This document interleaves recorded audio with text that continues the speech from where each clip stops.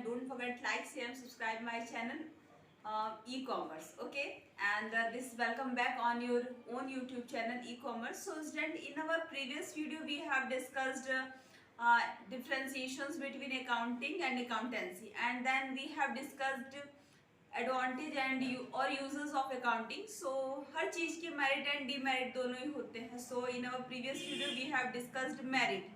Okay, so accounting के कौन कौन से मेरिट थे and how to use accounting in our daily routine and in our business in our any monetary terms. So in this video we shall discuss limitations of accounting. Okay, limitations means होती है सीमाएं and accounting means होता है लेखांकन. तो लेखांकन की सीमाएं, इससे पहले हम लेखांकन के लाभ पढ़े थे जिसमें ये बताया गया था कि हर कंपनियों के लिए लेखे रखने आवश्यक है. उन्हें हम लोग साक्ष्य के रूप में एविडेंस के लिए भी प्रूफ एविडेंस भी दे सकते हैं कोर्ट में, एंड इस पर हम लोग उसकी ऑडिट करा सकते हैं, जीएसटी कैलकुलेट कर सकते हैं. Helpful in the decision making, helpful in the controlling, helpful in the planning. So in this video we shall discuss limitations. उसकी सीमाएं क्या है, अकाउंटिंग के लेखांकन की सीमाएं क्या है, today we shall discuss it. Okay, so see the first, influenced by the personal judgement. जो व्यक्तिगत निर्णय होते हैं, जो व्यक्तिगत निर्णय से भी कंपनियां प्रभावित होती हैं. सो फर्स्ट मीनिंग इज व्यक्तिगत निर्णय से प्रभावित, influenced by a personal judgement. जो भी कंपनियां होती हैं उसमें वर्क कौन करते हैं, पर्सन ही करते हैं, कोई लिविंग थिंग्स ही करते हैं. उसमें जो रखा chair, table and plant, machinery, fan, lighting, ये सब खुद जाके जजमेंट नहीं करते भाई, उसको जज करने वाला व्यक्ति ही है. तो कभी कभी जब हमें डेटा सफिशिएंट नहीं मिलते, डेटा हमें पर्याप्त नहीं मिल पाते, देन हम ओन थिंकिंग के द्वारा, ओन कैपेसिटी के द्वारा, ओन डिसीजन मेकिंग एबिलिटी के द्वारा क्या करते हैं, डिसीजंस को ले सकते हैं.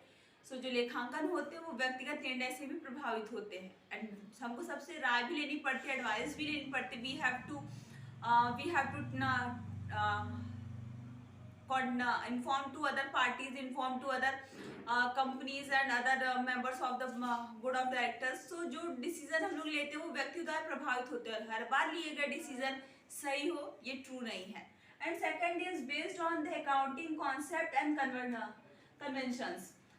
जो लेखांकन की अवधारणाएं हैं, जो परंपराएं हैं, वो उस पर भी डिपेंड करता है, वो उससे भी प्रभावित होता है, क्योंकि हर चीज हम अकाउंटिंग पे ही डिपेंड हो जाए पूरी तरीके से ये पॉसिबल नहीं, ये impossible, this is the impossible. तो कुछ जो लेखे होते हैं वो परंपराओं के आधार पर, कॉन्सेप्ट के आधार पर ही हम लोग उसे फॉलो कर लेते हैं. We already know that all name and company name and institutions name regarding to the personal account. कोई भी व्यक्ति का नाम, संस्था का नाम एंड किसी पर्टिकुलर व्यक्ति का नाम, वो पर्सनल अकाउंट है. This is the rule. तो भाई जो रूल है उसी को हम बार बार फॉलो करते चलते हैं, by mistake and by any किसी भी स्थिति कारण वहाँ पे फ्रॉड हो सकती है, वहाँ पे कोई चीज़ डिसीजन जो गलत है वो ले सकते हैं. कुछ परंपराओं के आधार पे हम लोग मान लेते हैं.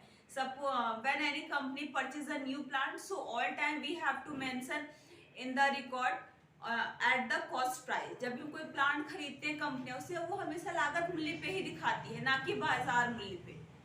And third is incomplete information, which information we have received from the accounting data and accounting records.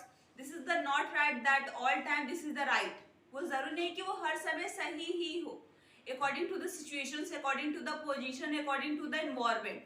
But फिर भी हम उसी के आधार पर निर्णय ले लेते हैं, और डेटा अगर पर्याप्त आधार पर वो अकाउंटिंग प्रिपेयर की गई थी, देन वो सही हो सकते हैं, देन वो रॉन्ग भी हो सकते हैं. तो जो भी हमें अकाउंटिंग्स के थ्रू इंफॉर्मेशन मिलते हैं वो हर समय पूरे हो वो ज़रूरी नहीं, तो वो हमें इनकम्प्लीट इंफॉर्मेशन भी देते हैं. And fourth is omissions of the qualitative information. जो गुणात्मक सूचनाएं हैं उनका अभाव, ओमिशन में होता है अभाव, तो जो गुणात्मक सूचनाएं हैं उनका भी अभाव पाया जाता है इन अकाउंटिंग लेखांकन में, क्योंकि हम लोग सिर्फ we have to mention only monetary record in our book. हमें अपनी कंपनी में सिर्फ मॉनेटरी रिकॉर्ड होते हैं, उन्हीं को प्रिपेयर करना होता है, उन्हीं की हम रिकॉर्डिंग करते हैं.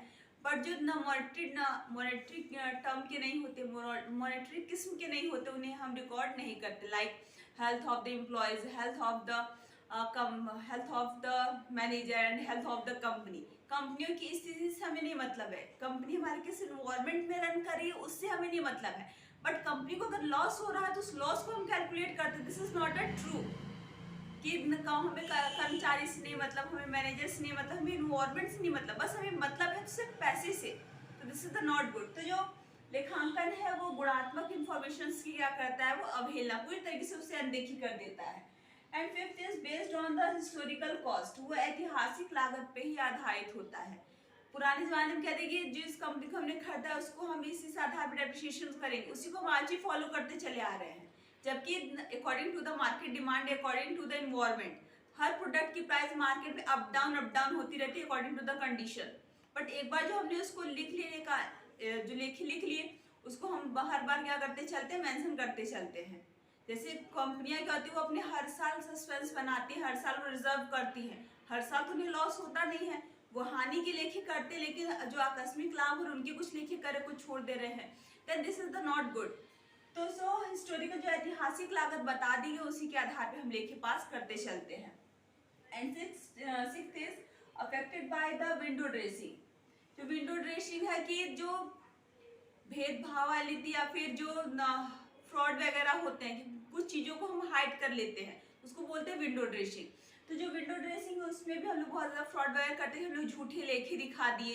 हाँ, वो चीज़ें हमने किए नहीं, बट झूठे लेखे दिखा दिए, झूठी रिसिप्ट दिखा दी कि हमने किसी एनजीओ में पैसा दिया, गलत लेखे दिखा दिए, तो उसको हम लोग बोलते हैं विंडो ड्रेसिंग। तो अकाउंटिंग में वो सारे टर्म भी लोग कंपनियां वो अडॉप्ट कर लेती है, जिससे कंपनियों में फ्रॉड होने के चांसेस बहुत ज़्यादा ही बढ़ जाते हैं। And last is unsuitable for the forecasting. Forecasting होता है पूर्वानुमान। तो पूर्वानुमान के लिए भी क्या है, वो सही नहीं है। हम हर लेखों के आधार पे पूर्वानुमान मतलब भविष्य का अनुमान and planning for the future and decision for the future हम लोग नहीं ले सकते कि जो फाइनेंशियल कंडीशन हमारी आज है वो फ्यूचर में भी रहेगी, वो सही नहीं है। हम कंपनियों के लिए ब्राइट फ्यूचर ना कर इमेजिन करें कि नेक्स्ट ईयर नेक्स्ट फाइनेंशियल हम ज़्यादा प्रॉफिट अर्न करेंगे, तो ऐसा नहीं है। तो जो अकाउंटिंग के लेखे वो हमारे पास पूरी तरीके से सफिशियंट नहीं होते कि हम उनके आधार पे जो फॉरकास्टिंग है, जो पूर्वानुमान है, सो कर सके। So this is the limitations of accounting. Accounting की जो सीमाएं हैं today we have discussed. Okay, so then don't forget like, share and subscribe my YouTube channel e-commerce. This is the own channel Red, so please give your support and subscribe my channel, and please press on the bell icon for the updating of new post. Okay, so bye friend.